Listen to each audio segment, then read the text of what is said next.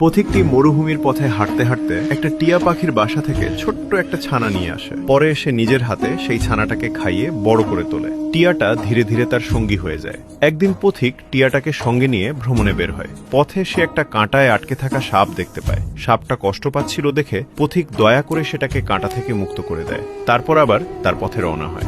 অনেক হাঁটার পর সে ক্লান্ত হয়ে একটা গাছের ছায়ায় বসে পড়ে। টিয়াটাকে পাশে বসিয়ে সে ঘুমিয়ে পড়ে। কিন্তু কোনো এক কারণে সাপটাও পথিকের পায়ের ছাপ পিছু করতে করতে ঘুমন্ত পথিকের কাছে পৌঁছায়। এদিকে একটা বিচ্ছু ধীরে ধীরে ঘুমন্ত পথিকের দিকে এগিয়ে আসছিল।